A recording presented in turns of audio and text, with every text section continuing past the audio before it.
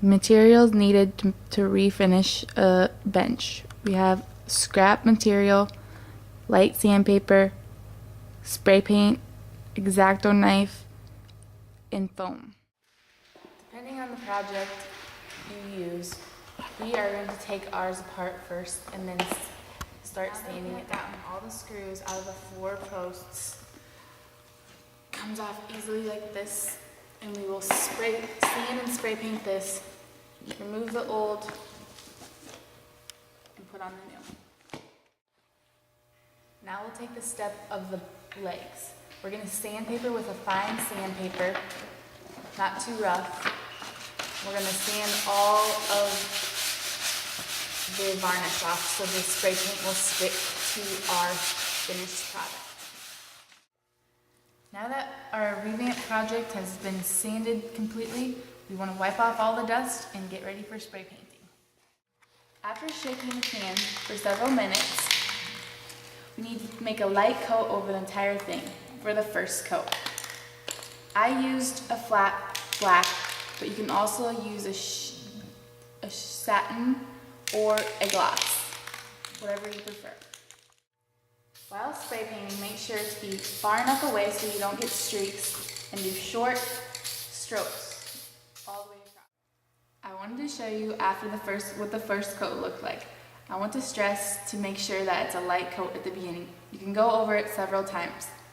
Also, you need to let the first coat dry and read on your paint can, and it should tell you how long before you can do the second coat. Paint dry on the legs of the bench. We are going to strip the old leather top off the cushion part to redo it. You may need to use a prying thing like a screwdriver to get it up. After stripping all the old fabric and thin foam was on it before, we're going to get some new foam on there, and I'm leaving a little bit of an edge on it, and then just going to make a mark where it needs to be cut and cut through the rest of it.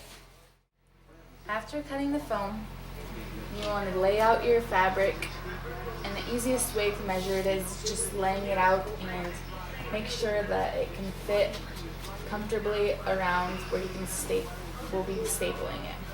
It's about 2 inches away from the foam. And then we're just going to cut down bottom, and you can use any fabric you want. I use corduroy, but just depending on your project, depends on what kind of fabric you'd like to use. Okay, after letting your paint dry for an hour, we're going to do a second coat. Remember, lightly and far away so that no runs happen. The last step for the cushion is to staple the fabric to the board.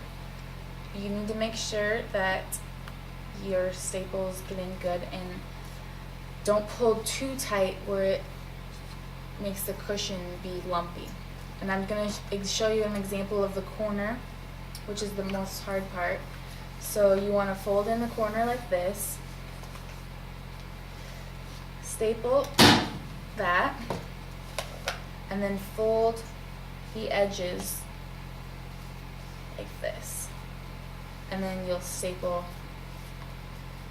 those, but not pulling too tight to make it lumpy on the edges. The staples are not going quite all the way in, but you can fix that afterwards.